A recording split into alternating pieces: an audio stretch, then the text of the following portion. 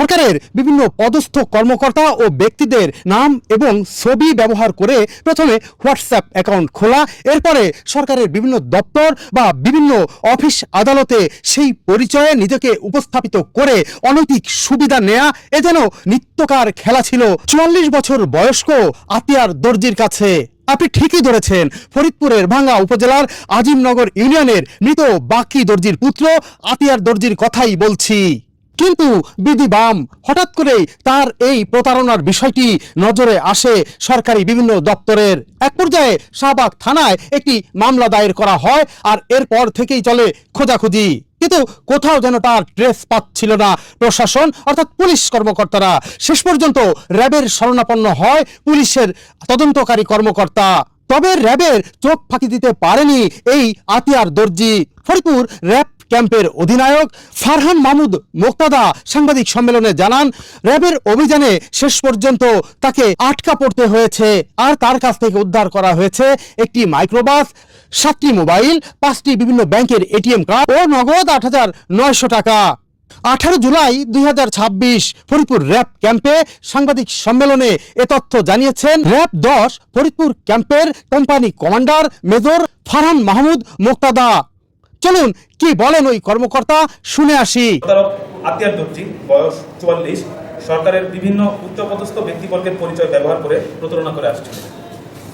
সে হোয়াটসঅ্যাপে অ্যাকাউন্ট খোলার মাধ্যমে সরকারের উচ্চপদস্থ কর্মকর্তা এবং সাধারণ মানুষের সাথে যোগাযোগ স্থাপন করে প্রতারণামূলক কর্মকাণ্ড চালিয়ে আসছিল।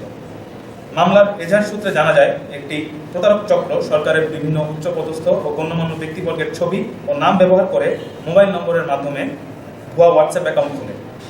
এরপর বিভিন্ন সরকারি কর্মকর্তা, সংশ্লিষ্ট ব্যক্তিবর্গ ও সাধারণ মানুষের সঙ্গে যোগাযোগ করে নিজেদের সরকারের উচ্চপদস্থ ব্যক্তি হিসাবে পরিচয় প্রদান করে বিভিন্ন তদবির ও অনৈতিক কর্মকাণ্ড পরিচালনার চেষ্টা করে। অভিযোগ অনুযায়ী উক্ত ভুয়া অ্যাকাউন্ট থেকে সংশ্লিষ্ট বিভাগের বিভিন্ন কর্মকর্তা ও অন্যান্য ব্যক্তিদের সঙ্গে যোগাযোগ করা হয়। পরবর্তীতে বিষয়টি সংশ্লিষ্ট কর্তৃপক্ষের দৃষ্টিগোচর হলে নিশ্চিত হওয়া যায় যে উক্ত মোবাইল নম্বর ও হোয়াটসঅ্যাপ অ্যাকাউন্টের সঙ্গে সরকারের উচ্চপদস্থ ব্যক্তিবর্গের কোনো সম্পৃক্ততা নেই এবং তারা এই বিষয়ে অবগত নন। প্রাথমিক অনুসন্ধানে প্রতীয়মান হয়েছে যে সম্ভবত প্রতারক চক্র ডিজিটাল প্ল্যাটফর্ম ব্যবহার করে সরকারের গণ্যমান্য ব্যক্তিদের পরিচয়ে ভুয়া ব্যবহার করে প্রতারণার প্রভাব বিস্তার এবং অবৈধ সুবিধা আদায়ের অপচেষ্টা চালিয়েছে।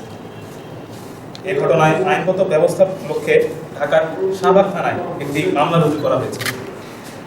মামলার তদন্তকারী কর্মকর্তা কর্তৃক প্রেরিত অভিযোজন পত্রের ভিত্তিতে র্যাব 10 গোয়েন্দা দল নজরদারি বৃদ্ধি করে।